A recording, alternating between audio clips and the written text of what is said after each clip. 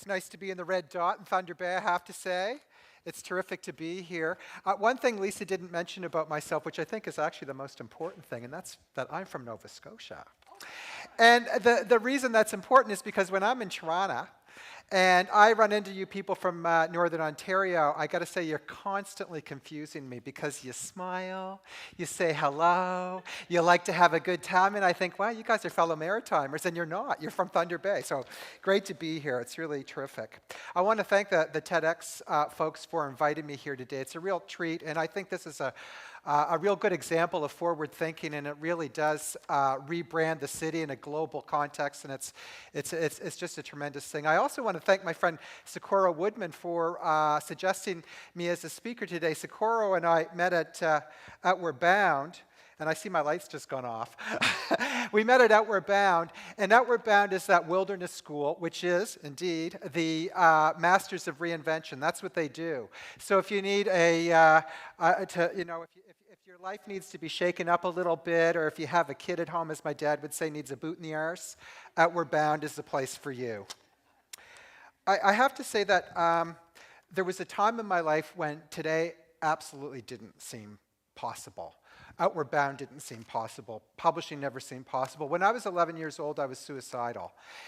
And I wasn't just thinking about suicide, I was planning on it. I had a secret that was eating me up so badly, I thought that I would rather be dead than to continue.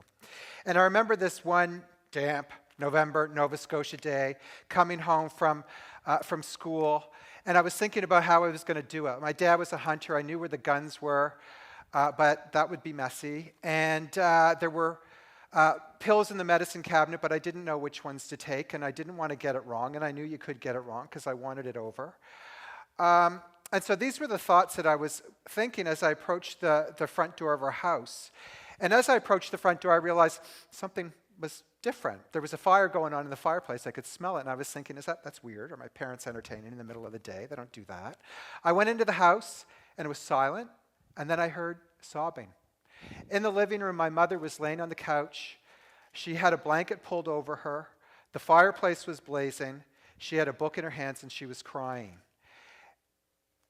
And she was reading a passage in which soldiers were throwing babies into the air, and they were shooting them. And I had never heard of such a thing in my entire life. She told me about, these were Jewish babies. She told me about Hitler, the Nazis, and the Holocaust. And I was stunned. And as she was telling me this, I thought, why didn't the Jews hide? Why didn't they hide? And I knew all about hiding. I knew all about a wrong word, or a wrong look, or a wrong choice of clothing. I knew the consequences of that. I knew that people hated people like me, and that they'd be only too happy to turn me in if they could. And I knew what exposure would mean, which in fact was why I was going to kill myself. And as these thoughts were going to my head, I had this thought. If the Germans were that wrong about the Jews, then maybe they're that wrong about me. And I have to say, I took the biggest breath in my entire life. I'll never forget it. And as I exhaled, the thought of suicide was behind me. And my mind went in 1,000 different directions. And then it settled on the book. My eyes settled on the book in my mother's hands. I wanted to read the book in my mother's hands. Leon Uris, thank you. Mila 18 by Leon Uris. And that was the moment when I was transformed from a suicidal boy to a reader. And that was also the moment that led to my career in publishing years later. As Lisa explained, it's been a great career. It's been an incredible privilege. And I've absolutely loved it. None of it has really felt like work. But I didn't go into publishing to work with the rich and famous. I mean, who doesn't want to work with the brilliant and inspiring? That's for sure. But I really just wanted to shake some kid up with a book. That's what I wanted to do in publishing. That's what I want to do in publishing. Or to interrupt somebody's routine so they settled down in the middle of the day because they couldn't stop reading. And one author I can't stop reading is Alice Munro. I love her stories. They stun me. They linger. They stay with me forever. She shakes me up. When I'm reading her stories, sometimes I discover things about myself that I don't like. It's an interesting thing with Alice Munro. These things come as a truth, like a bolting light out of the page, and I sort of like drop the book and move back, and I think, I'm such an asshole, really. And something else Alice Munro does that I love, and that's she identifies those moments in life where everything changes. You're going in one direction, and then an epiphany strikes. An epiphany strikes, and life is never the same. And I call that an Alice Munro moment. And Alice Munro shows us that timing is everything when it comes to an Alice Munro moment.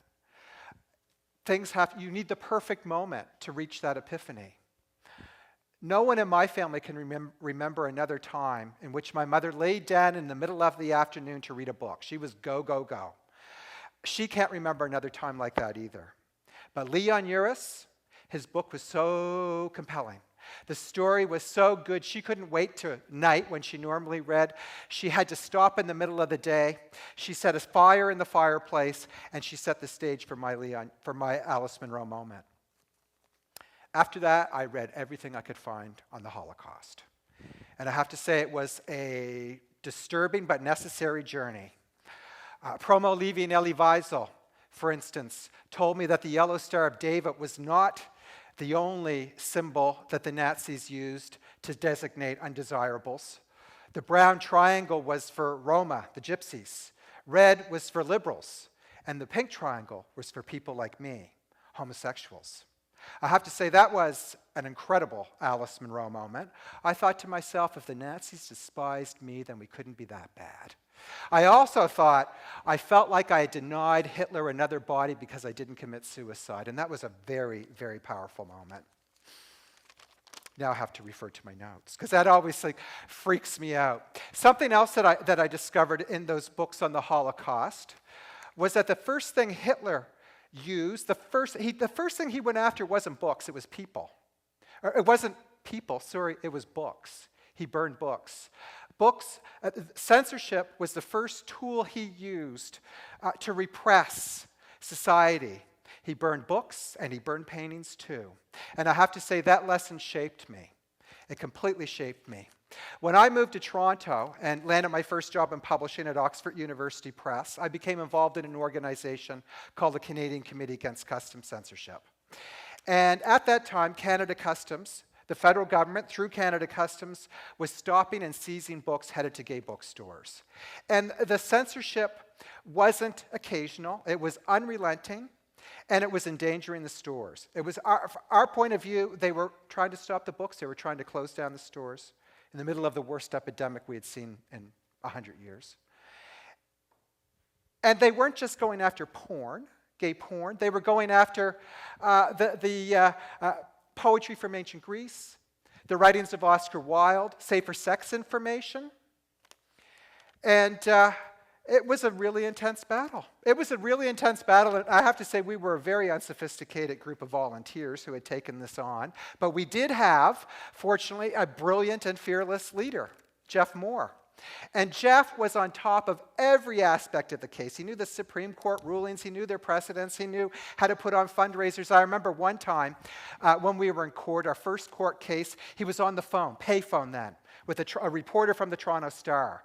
And he was yelling into the phone, and he said, "Now get down here, it's important, cover it." And I thought, wow, that's how you do publicity. And and at the same time, Oxford University Press decided that they were going to censor a book themselves, my employer, called Gay Ideas. I'm sure it will come up. There it is. Yeah, called Gay Ideas. And they were afraid this book would get stopped at the border by Canada Customs, and they didn't want to deal with the embarrassment of that. And I decided I didn't want to work with them anymore, so I resigned in protest. And Jeff got the story covered in the Globe and Mail, and of course I thought my career in publishing was over. And then Jeff got sick. And he said, "You have to take over." And he thrust me into his role. And I hadn't a clue. I didn't know how to do anything, really. And But I had his lesson on fighting, on talking to the media, on publicity. So I thought I'd start there. But with the exception of the Globe and Mail, the Canadian media was completely indifferent to our story. It was like, oh, nobody cares about that. That's been going on forever. It's not a story. At the same time, in the United States, there was a Robert Mapplethorpe case. There was the NEA4, and these stories, these American stories, were on the front page of Canadian newspapers, but not a nary of a word about our own situation. It was as if they were saying, it doesn't matter. Canada, boring old Canada, nothing ever happens here. You know, we don't have to worry about it. All the exciting stuff happens somewhere else. Just look at the Americans. Look at them over there. And I thought, well, fine. I'm going to focus my attention on the Americans too. And as it turns out, they respond much better when you yell at them down there.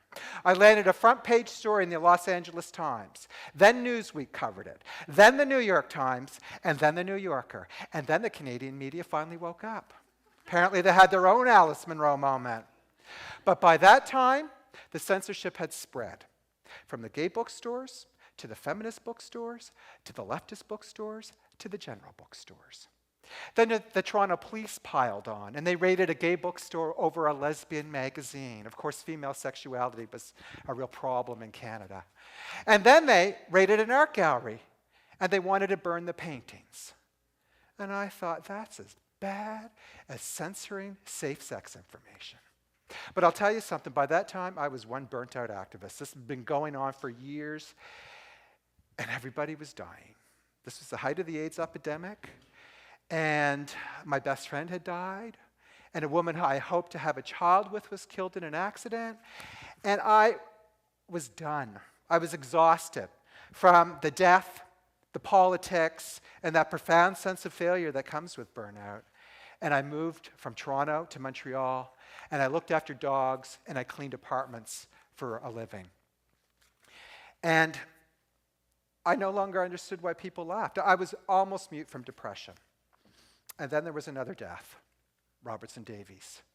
And I loved Robertson Davies' books. Fifth Business, The World of Wonder. I mean, he showed me that Canada was, it wasn't this boring place. It was a Jungian landscape of ghosts, mysticism, and art. And I was sitting at my kitchen table thinking about that. I had another Alice Munro moment. It was like his death had turned on a light inside of me. And I felt like I could begin to live again. And then the strangest thing happened. I heard a series of voices. In my head? Out of my head? I don't know. But Robertson Davies said to me, you're going to do an art project. Then he said, you're going to do it online. And then he told me, you're going to give all your art away. And it's called anothercanadianlandscape.com. And I didn't question it. I just started to build my art project. And I started to get better. And I started to do volunteer work again. And then I went back to work. And eventually I found myself back in Toronto as a director of marketing and publicity at McClelland Stewart. And I took my art project with me. So I have one more story from childhood. And this one's about painting. When I was 5 years old, my parents told me they were going to take me to visit an artist. And my father said she was no bigger than my 6-year-old sister. And my mother said she lived in a teeny tiny magical house, and I couldn't wait. I thought I was going to see Mother Goose. But in fact, I was going to see Maud Lewis. And when we got there, I burst through the front door, and in front of me was a ladder leading to a loft. And I was on the 3rd rung by the time my father grabbed my arm. And he said, settle down, young fellow, or I'm going to put you out. And then I heard, oh, no, he's not going anywhere. And then I looked, and there she was. Big smile on her face. She was bigger than my sister, but not by much. And then I saw the stove next to her. The stove was painted. It was covered in flowers. And then I saw that everything was painted in this place. It was amazing. There were birds, and there were oxen, and there were flowers, and there were kittens. And I was so excited, and she was delighted. The next thing I remember is leaving. And everybody else was in the car but me. And she came over and she gave me a great big kiss, and then she kissed me on the cheek. And I kissed her back, and she was surprised by that. And then she whispered in my ear, and I was enchanted. I went home, I remember floating home. I'd never felt so good about myself in my entire life. And that was the beginning. That was the beginning of my devotion to art. And if you ever visit the Art Gallery of Nova Scotia, there it is. You can see Maud Lewis's famous painted house. And you can see the influence she had on me. But unlike Maud Lewis, I'm not a painter. I'm a collector of art. And if we go to the next slide, you'll see that I actually am now ready to give away that which I love, ready to honor a revelation from a tough time, another CanadianLandscape.com. It's actually not quite ready, but it's ready enough for today. I can show you this. And I have 5 rooms in my apartment, floor-to-ceiling art. I am an absolute art addict, thanks to Maud Lewis. And I'm dedicating this site to my friend, Jeff Moore. Jeff actually survived that first bout of cancer, and he died 2 years ago. But I have to say that I understand that that time we had between the first bout of cancer and his death was nothing but a gift. I've come to realize that the darkest moments of my life, whether it be as a child dealing with suicide or the depression that led to this, led to spiritual awakenings. They led to the best things of my life. The toughest moments of my life led to the best things of my life. And so I've come to see these elements as a gift. Also, the battle against censorship. Everything I said, everything I know, I learned as a volunteer. I learned how to do it all. Getting my hands dirty, putting posters together, organizing events, putting on fundraisers, doing media, all that stuff, it all came as a volunteer. And so for me, that was a tremendous gift. And also for the gay community. I mean, it forced us to stand up and fight back and to say who we are and what we believed in and why what was happening to us was wrong and we weren't going to take it. And that led to all, the entire community took that energy and took that passion, and it was funneled into other struggles for equality. So I'm very happy about that. Don't let other people define you. Take a lesson from that. Take a lesson from that. And don't let other people tell you that all the exciting stuff happens somewhere else. It doesn't. It happens with you. It happens right here. It's not about Toronto. It's not about Tokyo. It's not about Manhattan. It's about right here with you and Thunder Bay. So I guess in the end, grab your Alice Munro moments. They always come. They always come. Grab your Alice Munro moments. And that's going to lead to a reinvention. Those moments lead to a reinvention, which, just might inspire a child to keep on living.